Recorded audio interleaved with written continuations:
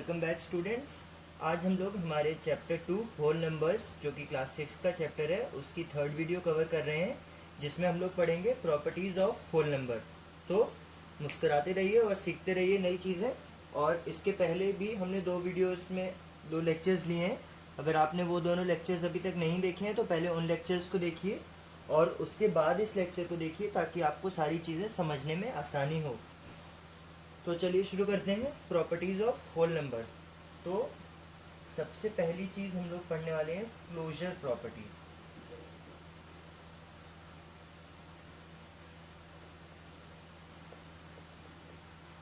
Property basically कुछ ऐसे trends हैं जो होल नंबर्स फॉलो करते हैं। इनमें कोई बहुत ज़्यादा हार्ड कुछ नहीं है, सब चीज़ें बहुत आसान है। तो आप इसको देख के ऐसा मत समझना कि कुछ भी हार्ड है और आपको समझने में मुश्किल होगी।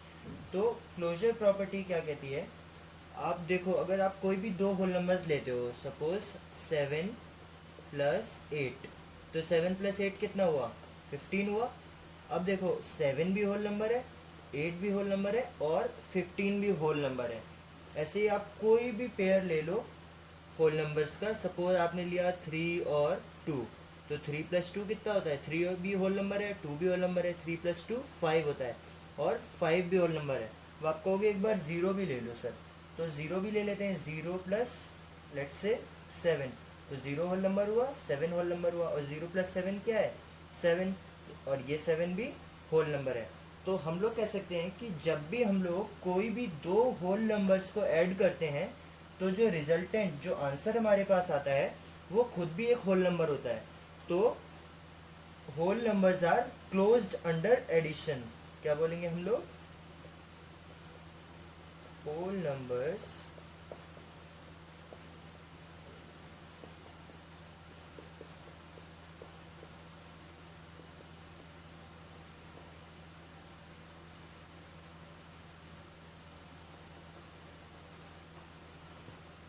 ठीक है।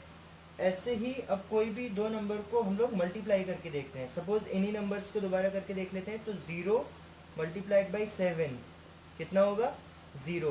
तो 0 और 7 होल नंबर्स हैं और जो 0 आया ये भी एक होल नंबर है। Very good. तो लगता है कि whole numbers are close under multiplication भी आ जाएगा।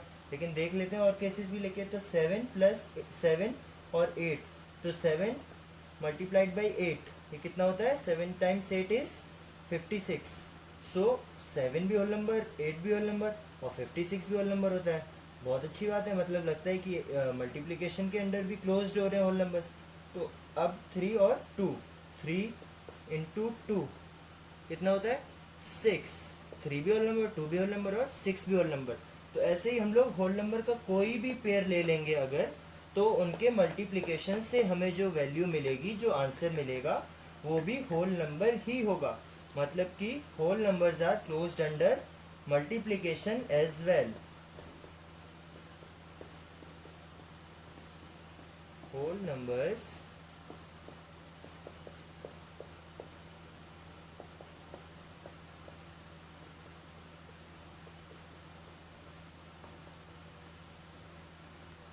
ठीक है, तो मल्टीप्लिकेशन में भी क्लोज्ड है।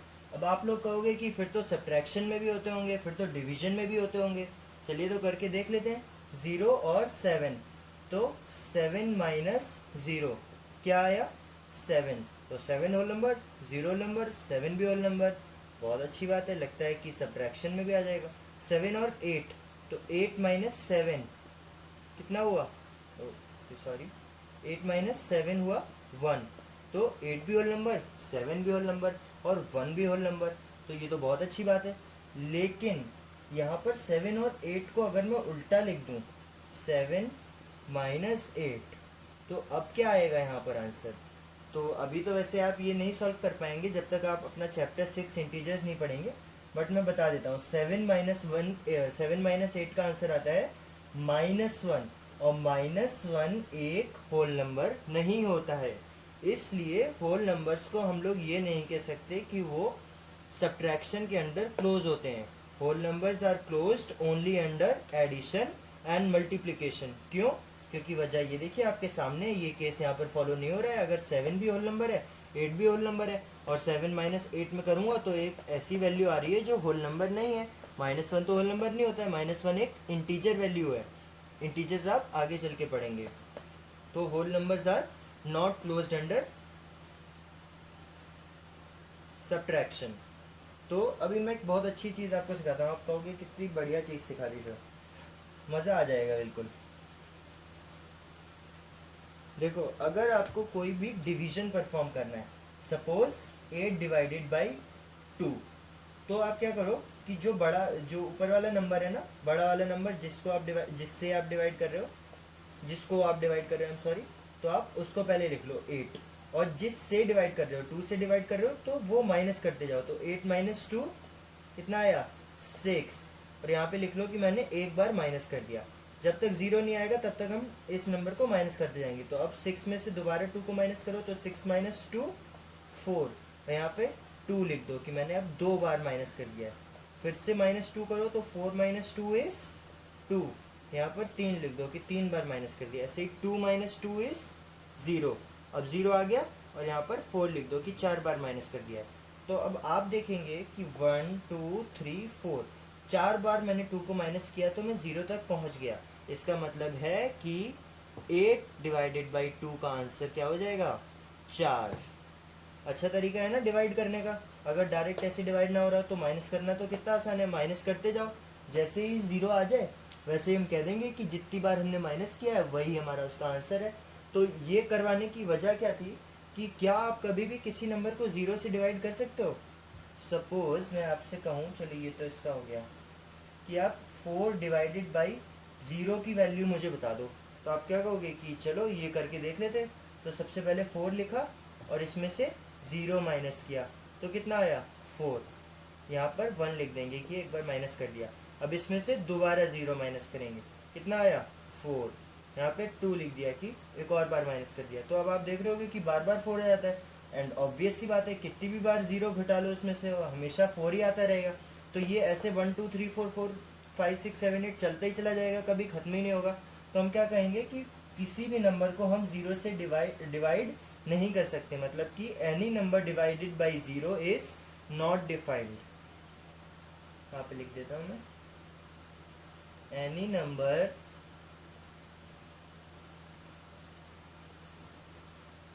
Divided by 0 is not defined. Okay, तो ये थी क्लोजर प्रॉपर्टी। अभी हम लोग और प्रॉपर्टीज देखते हैं। चलिए, तो अभी सेकंड प्रॉपर्टी हम पढ़ेंगे, कॉम्यूटेटिव प्रॉपर्टी। ये सबसे सिंपल प्रॉपर्टी होती है, और ये जितनी भी प्रॉपर्टीज हम पढ़ रहे हैं ये आप आगे चल के बाकी सारे भी, जैसे जब आप इंटीजर्स पढ़ेंगे तो उसके लिए भी आप ये सारी प्रॉपर्टीज़ पढ़ेंगे कि क्या इंटीजर्स इन सारी प्रॉपर्टीज़ को सेटिस्फाई करते हैं। ऐसे ही आप और भी नंबर्स पढ़ेंगे तब उनमें ये सारी प्रॉपर्टीज़ चेक करी जाएंगी। तो ये बहुत ईजी भी हैं और एग्ज़ाम में आती हैं, तो आप इजीली इनसे मार्क्स स्कोर कर सकते हो। तो इनको मिस मत करो, अच्छे से पढ़ लो। तो कॉम्यूटेटिव प्रॉपर्टी बहुत आसान है। कॉम्यूटेटिव प्रॉपर्टी क्या कहती है कि सपोज कोई दो होल नंबर्स हैं, 5 + 6, तो 5 + 6 कितना होता है, 13 होता है। तो क्या अगर मैं इनको उल्टा करके लिख दूं, मतलब कि 6 + 5 लिख दूं, तो भी वही आंसर आएगा जो पहले आया था, मतलब 5 + 6 करने पे। तो आप देख लो 6 + 5 करने पे क्या आएगा आंसर, 13 आएगा। ऐसे आप किसी भी नंबर के पेयर्स के लिए देख लो, जैसे आपने 7 और 8 के लिए देख लिया, तो 7 + 8 कितना होता है, 15 होता है। और इसको उल्टा करके लिख दें अगर 8 + 7, तो 8 + 7 भी 15 है। तो एडिशन के लिए कॉम्यूटेटिव प्रॉपर्टी सेटिस्फाई होती है। तो कॉम्यूटेटिव प्रॉपर्टी सिर्फ एडिशन के लिए होती है, मतलब कि हम कह सकते हैं कि वी कैन ऐड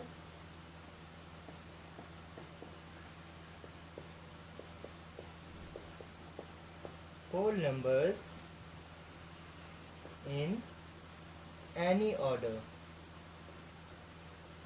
मतलब कि चाहे इसको पहले लिख लो या इसको पहले लिख लो या दोनों को पलट के लिख दो, जैसा आपको ठीक लगे वैसा कर सकते हैं। ऐसे ही हमारी तीसरी प्रॉपर्टी होती है, ये भी बिल्कुल कॉम्यूटेटिव की तरह है, बिल्कुल ऑलमोस्ट सेम है। इसको हम बोलते हैं एसोसिएटिव प्रॉपर्टी।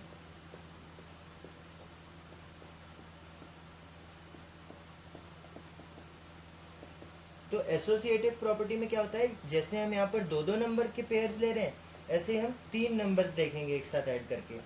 तो सपोज मैंने लिखा कि 5 + 6 और इसको ब्रैकेट में लिख दिया +7। ब्रैकेट का मतलब होता है कि ब्रैकेट में जो चीज़ लिखी है उसको पहले सॉल्व करेंगे। तो 5 + 6 क्या हो गया 11, +7 को दोबारा ऐसे ही लिख लेंगे, तो 11 + 7 कितना हो गया 18। ऐसे ही अब एसोसिएटिव प्रॉपर्टी का मतलब ये है कि अभी हमने ब्रैकेट इन दोनों पे लगाया था, अगर हम इन दोनों पे ब्रैकेट लगा दें तो भी आंसर 18 ही आएगा क्या। तो उसको करके देख लेते हैं। 5 प्लस, अब मैंने इस पे ब्रैकेट लगा दिया 6 + 7। ब्रैकेट का क्या मतलब है कि जो भी चीज़ ब्रैकेट में लिखी है उसको पहले सॉल्व करेंगे और बाकी चीज़ें सब बाद में। तो 6 + 7 कितना हो गया 13 हो गया, और यहाँ से 5 तो ऐसे ही रहेगा, तो 5 + 13 कितना हो गया 18 हो गया। तो बिल्कुल यहाँ से भी 18 आंसर आ गया।